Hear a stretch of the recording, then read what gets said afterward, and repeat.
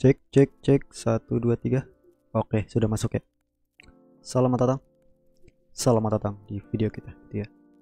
Hari ini kita akan membahas apa nih ya? Hari ini saya tertarik untuk membahas salah satu proyek yang dilakukan oleh Creasoft. Jadi Creasoft AI membuat sebuah ide proyek lagi gitu ya. Yang ini namanya adalah Self Perturbation Learning gitu ya. Jadi apa itu Self Perturbation Learning?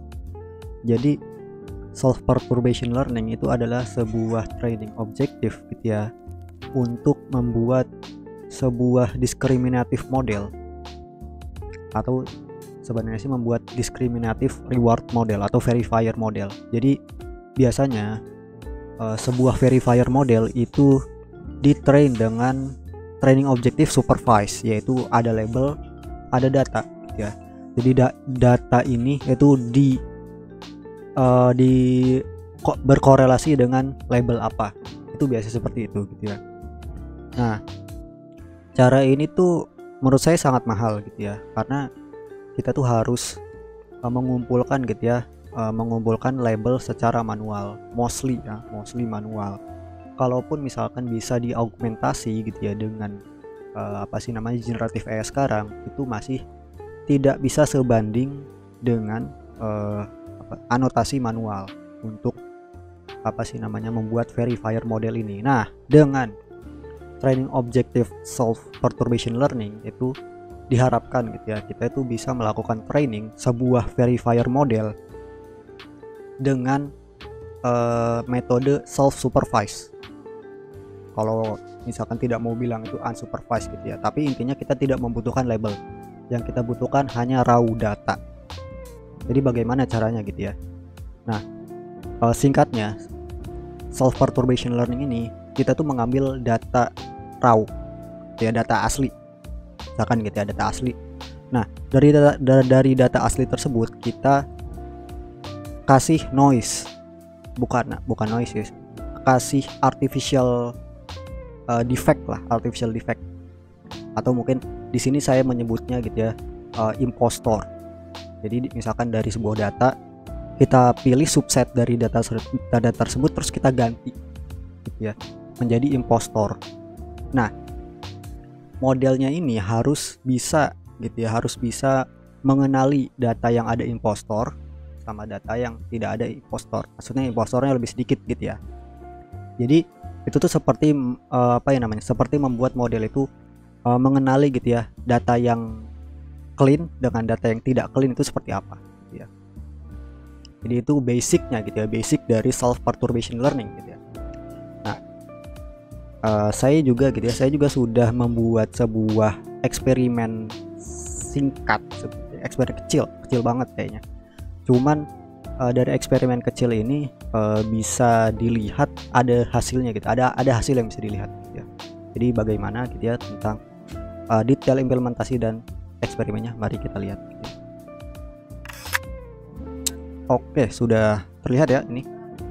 Jadi di sini ada gitu ya, di sini ada di GitHub Creasoft gitu ya, Self Perturbation Learning for Mathematical Reasoning Verification gitu ya. Jadi ini sebenarnya salah satu implementasi gitu ya, salah satu implementasi praktiknya sebenarnya self perturbation learning ini untuk apa? Jadi kita itu mencoba gitu ya, di domain mathematical reasoning dulu, atau membuat sebuah verifier matematika gitu ya.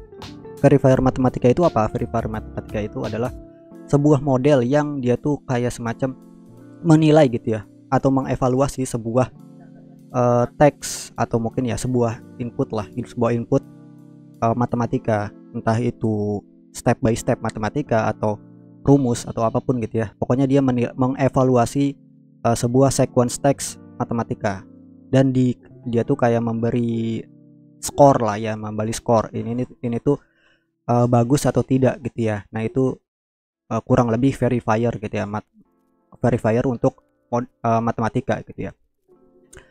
Nah, kenapa saya mencobanya di domain matematika? Karena ada gitu ya, ada dataset gitu ya yang disebut sebagai FineMath gitu ya. FineMath ini adalah salah satu dataset open gitu ya dari Hugging Face gitu ya. Ini tuh berisi konten edukasi matematika yang sudah dikumpulkan lah ya dari internet banyak dan sudah difilter pula gitu ya. Sudah difilter pula. Jadi ini tuh bisa dibilang adalah salah satu resource dataset yang kayaknya sih paling besar gitu ya untuk sekarang, untuk open dataset ya, untuk domain matematika. Ini gede banget BTW gitu ya. Untuk yang FineMath versi 3 itu 3 plus, versi 3 plus itu sekitar 34 miliar token. Dan kalau misalkan itu digabung dengan Infinimath atau InfiniMM ya, InfiniMM itu ukurannya bisa jadi 54 miliar token. Itu kan gede banget ya. Jadi ini adalah salah satu dataset yang paling besar, paling kaya lah ya untuk mengcover gitu ya, mengcover topik matematika. Nah, lalu kami juga menggunakan sebuah pre-trained model gitu ya, yaitu adalah Modern BERT. Kenapa kita menggunakan Modern BERT? Karena Modern BERT ini memang adalah salah satu sebuah model gitu ya, sebuah model atau LLM yang memang dia itu training objektifnya adalah discriminative task. Jadi tidak seperti LLM Next Token Prediction ya, yang dia tuh lebih condong ke generative task. Nah, BERT ini dengan training objective masked language modeling itu lebih cocok untuk bekerja sebagai verifier model atau discriminative model lah ya. Dan dia juga kecil ukurannya gitu ya. Modern BERT ini ukurannya tidak sampai 1/2 miliar parameter, jadi kecil dan mudah di-train juga gitu ya, mudah di-train. Nah, jadi ada dua resource yang kami gunakan, yaitu Modern BERT dan FineMath gitu ya. Nah, itu untuk modelnya. Sebenarnya ini penjelasan aja gitu ya. Penjelasan aja. Nah, yang menarik sebenarnya adalah hasil dari eksperimen kecil-kecilan kami atau early eksperimennya. Jadi tentu saja ini tuh belum diaplikasikan ke dataset FineMath secara keseluruhan gitu ya. Dataset FineMath ini gede banget ya. Ini gede banget datasetnya. Dan kami baru mencoba di 5000 dataset pertama. Nah, walaupun kita cuma mencoba 5000 dataset pertama, ini prosesnya juga agak lumayan lama. Ini kayak 2 jam gitu, 2 jam training di Google Colab yang gratis. 2 jam training untuk 5000 dataset. Nah, dari 5000 dataset ini gitu ya, bagaimana kita melakukan trainingnya? Jadi pertama gini gitu ya. Jadi kita itu pertama menghitung gitu ya, frequent words atau kata-kata yang paling sering muncul di dalam korpus dataset tersebut. Ini penting kenapa gitu ya? Ini tuh untuk kayak semacam sebagai kata-kata atau ya token-token yang akan mengisi gitu ya, mengisi impostor token tersebut gitu ya. Maksudnya gimana gitu.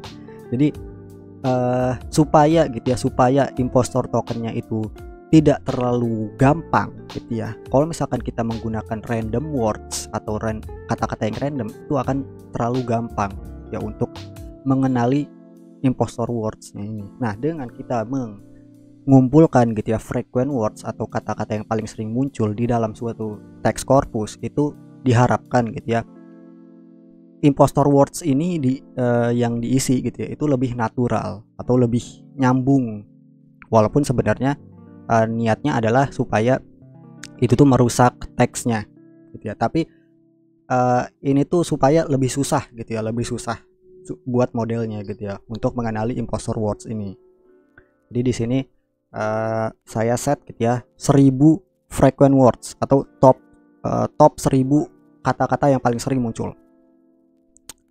Nah, terus gitu ya, ini adalah function untuk calculate embedding. Nah, ini penting kenapa gitu ya. Jadi begini gitu ya.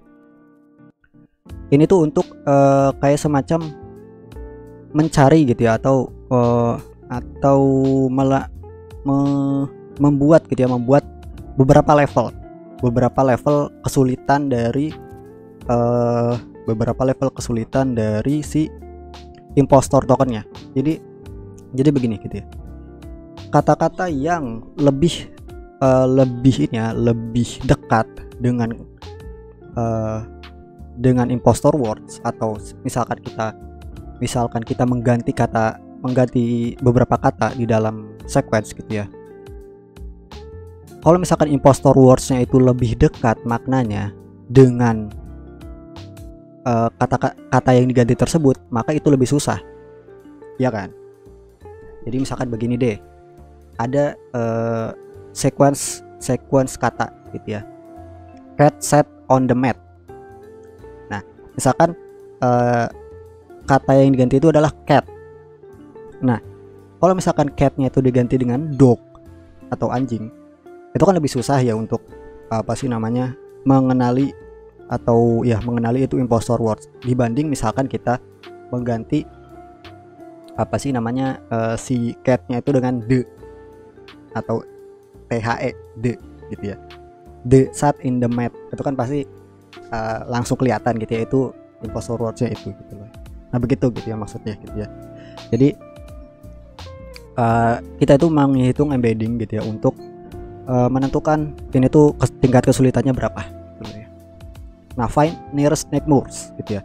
Nah, ini sebenarnya juga sama sih untuk lanjutan yang calculate embedding tadi. Jadi ini tuh kayak semacam setelah kita mendapatkan kata yang mau diganti, itu tuh kita kayak semacam nge-query gitu ya, kata-kata yang dekat dengan kata tersebut. Iya. Nah, di sini baru nih function untuk nge-create impostor words ya, gitu, atau impostor sequence-nya, atau nge-inject impostor tokens atau impostor words-nya. Nah, di sini ini gampang lah ya, ini bisa dibaca sendiri lah sebenarnya. Ini pun saya juga bikin ada komen-komennya juga jelas gitu ya. Tapi gini nih. Nah, ini ya. Ini ada beberapa difficulty, 3 difficulty doang sih. Ada hard, medium dan easy gitu ya. Jadi untuk yang hard itu kita mengambil 10 atau random, enggak ngambil sih, mengambil random 10 kata terdekat. Kalau medium kita mengambil 10 range antara 10 sampai 50 kata terdekat secara random.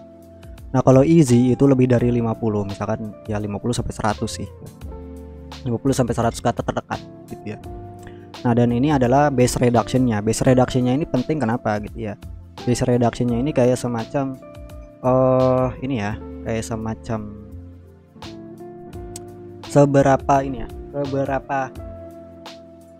seberapa jauh lah gap-nya gitu ya dengan yang original. Kan kalau hard kan semakin kecil ya. Kalau medium kan lebih gede, easy paling gede 0,5 gitu ya. Dan BTW gitu ya, ini untuk dataset yang FineMath itu sebenarnya sudah ada skor gitu. Jadi Hugging Face itu sudah sudah menganotasi dataset tersebut dengan internal math classifier mereka sendiri gitu ya. Jadi setiap corpus text itu sudah dinilai atau sudah dievaluasi. Nah, jadi ada skornya juga gitu ya. Jadi ada skornya, misalkan teks ini tuh skornya berapa. Kalau tidak salah tuh range skornya itu antara 3 sampai 5. 5 itu paling bagus, 3 itu paling jelek gitu ya. Nah, karena di datasetnya sudah ada gitu ya secara eksplisit gitu ya skornya. Nah, jadi kita juga menggunakan data tersebut gitu ya. Data tersebut dengan ditambahkan base reduction ini gitu ya, atau setelah ditambahkan dengan impostor word-nya. Jadi kalau misalkan hard dikuranginya segini, misalkan 0,1 base reduction-nya. Kalau misalkan easy dikuranginya 0,5 dari skor yang sudah ada, begitu gitu loh ya. Ini sebenarnya sih yang calculate score reduction for this importer itu untuk menghitung lagi gitu ya, kalau data tersebut kalau kata-kata ini tuh seberapa jauh dengan kata yang aslinya atau kata-kata yang original words-nya. Ini juga dihitung gitu loh ya. Nah, itu untuk yang membuat impostor words-nya. Jadi ini diproses dulu sebelum proses training.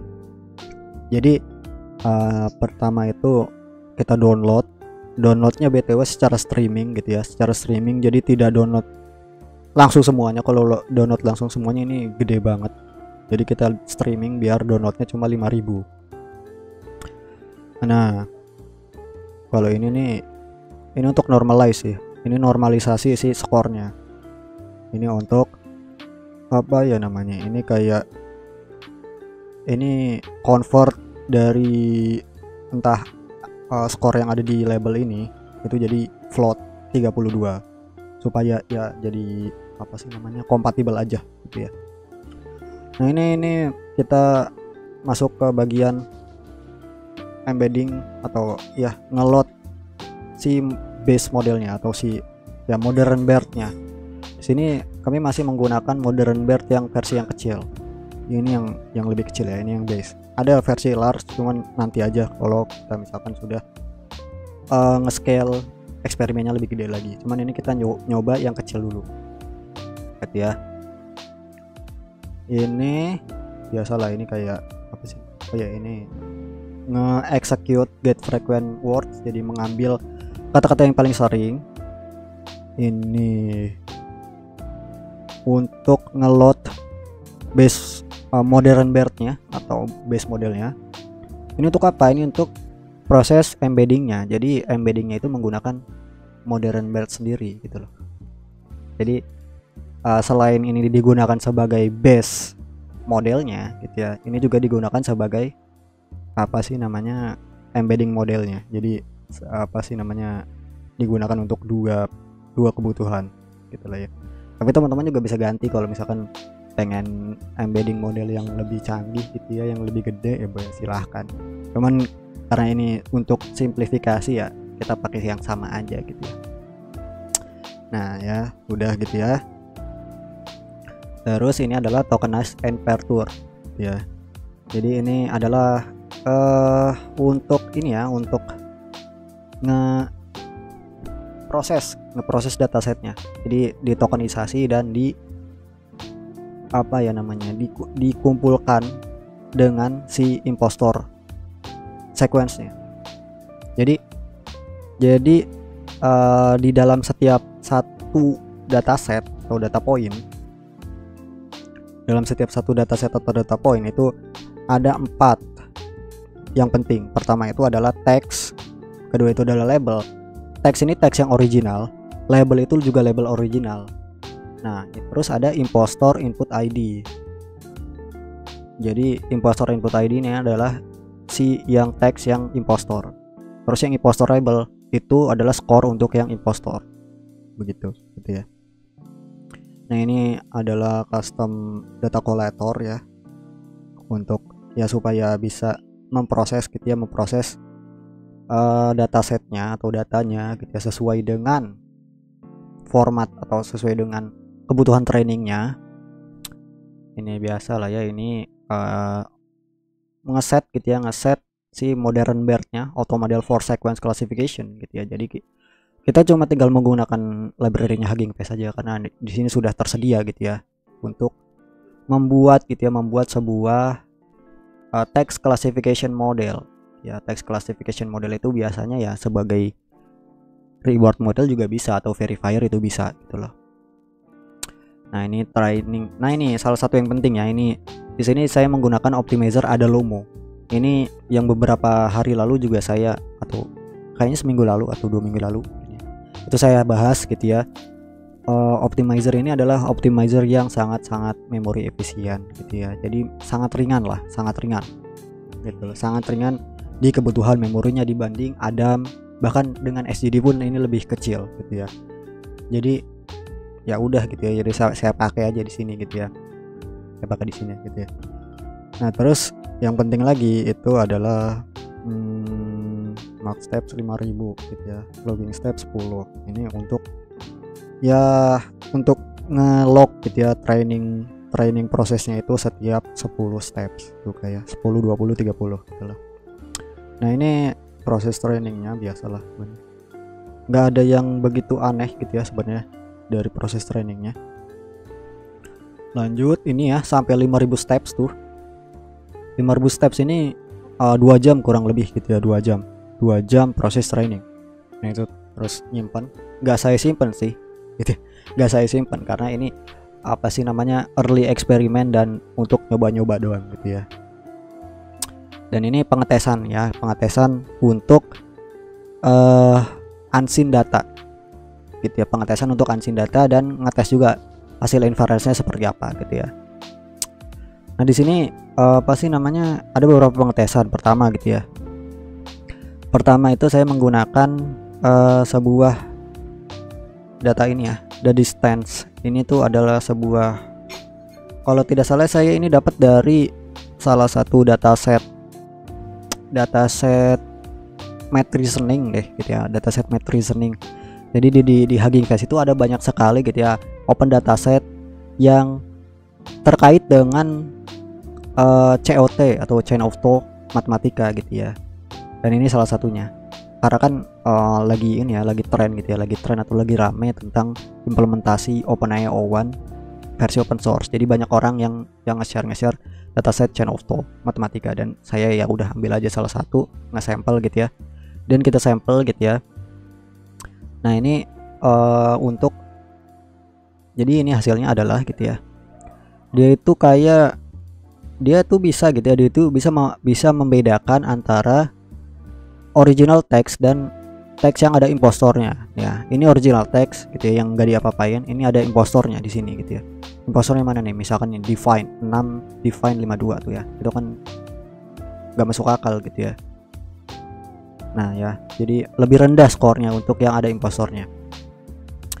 Nah ini sama juga apa sih namanya, teksnya sama, cuman saya mencoba dengan difficulty yang hard gitu loh.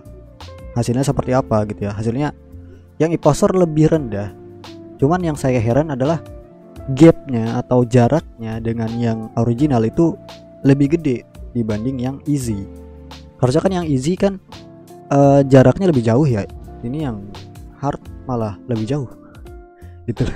Terus medium juga gitu saya coba, yang medium saya coba dan jaraknya tetap lebih dekat yang, gak tahu sih, pokoknya medium ini kayaknya hampir sama kayak easy lah, cuman yang impostor tetap lebih rendah gitu ya. Nah terus saya nggak berhenti di situ gitu ya, bisa jadi impostor token atau impostor sequence itu enggak begitu representatif atau berguna untuk apa sih namanya, memilih gitu ya, memilih sequence yang beneran untuk dipilih. Maksudnya gimana gitu ya, maksudnya bisa jadi gitu ya, bisa jadi model ini tuh cuma mendeteksi kayak misalkan apa sih namanya, mendeteksi sequence yang ada impostor tokennya, tapi tidak memverifikasi sebuah sequence yang lebih baik dibanding yang lain. Misalkan begini. Jadi saya mencoba ngambil dataset DPO. DPO itu apa? DPO itu adalah direct preference optimization. Jadi itu kayak ada, itu tuh proses training LLM untuk apa ya namanya, dia tuh ada dua dataset, bukan sih, ada pokoknya ada dua sequence yang dipilih atau chosen dan sequence yang ditolak atau di reject gitu ya. Nah itu kan ada dua preference lah ya, ada dua preference, maksudnya ya ada dua preference lah, dan salah satunya adalah, salah satu datasetnya ada yang untuk keperluan matematika. Jadi ada sequence yang dipilih gitu ya, dan ada sequence yang tidak dipilih. Nah itu kan adalah salah satu use case utama dari verifier model ini. Jadi memilih sequence yang lebih bagus dibanding yang lain. Nah saya mengambillah dataset seperti itu. Nah ini gitu ya, ini pertama. Nah ini BTW yang ini nih, to simplify the algebraic expression, yang IN30 ini yang dipilih ya. Yang IN31 itu yang tidak dipilih gitu ya. Nah Yang IN30 ini originalnya itu, maksudnya yang tidak yang bukan impostor ya, itu 4,3717, itu lebih tinggi dibanding yang tidak dipilih 4,2426 begitu gitu ya. Terus lanjut juga saya coba dataset yang lain. Ini ada satu dataset lagi gitu ya, sama juga dataset TPO, dipilih dan tidak dipilih. Yang IN32 ini dataset yang dipilih, IN33 ini dataset yang tidak dipilih gitu ya. Yang dipilih itu quality score-nya lebih tinggi, 4,4514. Yang tidak dipilih itu lebih rendah, 4,0727 begitu gitu ya. Ini sebenarnya saya juga masih nggak yakin gitu ya. Masih nggak yakin, maksudnya ini trainingnya itu cuma dengan 5000 sequence pertama dan sangat singkat untuk apa ya namanya, ini tuh melakukan training sebuah verifier model. Ini sangat singkat. Nah jadi mungkin gitu ya, mungkin nanti kita juga akan mencoba